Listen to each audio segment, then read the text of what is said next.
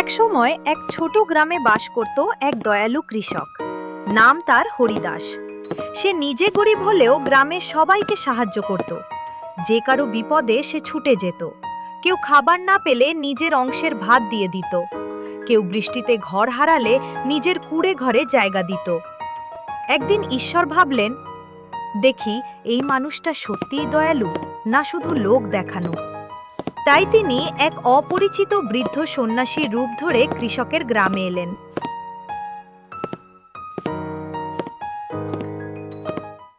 বাবা, 3 দিন ধরে না খেয়ে আছি, একটু ভাত দেবে? আমার ঘরে আজ খুব অল্প ভাত আছে ঠাকুর মশাই, তবু আসুন ভাগ করে খাই।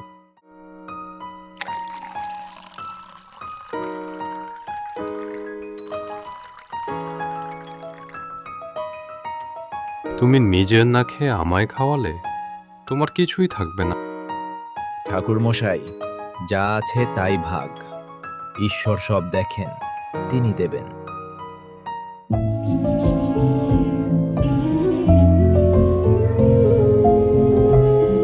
ঈশ্বরের চোখে জল চলে এলো। পরের দিন আবার তিনি অন্য রূপে এলেন, এইবার এক অসুস্থ ভিক্ষুকের রূপে।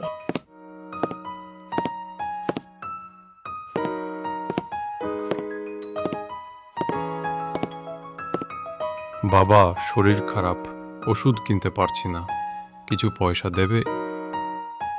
আমার কাছে শেষ 10 টাকা আছে, কিন্তু নাও, এটা নাও, তোমার প্রয়োজনে লাগবে। তুমি কিছুই রাখলে না নিজের জন্য? মানুষ যদি মানুষকে না সাহায্য করে, তাহলে ঈশ্বরের প্রার্থনা কিসের জন্য? তৃতীয় দিন ঈশ্বর এলেন তার আসল রূপে। স্বর্ণালোক ঝলমল করে উঠল মাঠের মাঝে। হরিদাস, আমি তোমার পরীক্ষা নিতে এসেছিলাম। তুমি সত্যিই দয়ালু, প্রকৃত মানুষ। তোমার গরিবই আজ শেষ হলো। প্রভু, আমি তো শুধু আমার কর্তব্য করেছি।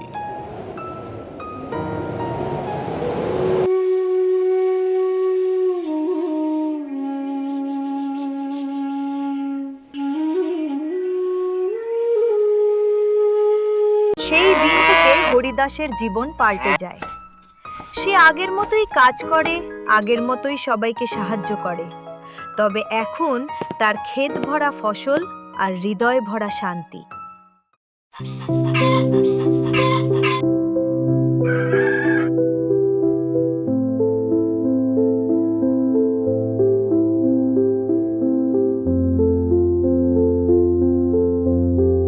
ঈশ্বর সব সময় তাদেরই পরীক্ষা নেন যারা সত্যিকারের সৎ, দয়ালু আর মানবতার পথ ধরে চলে।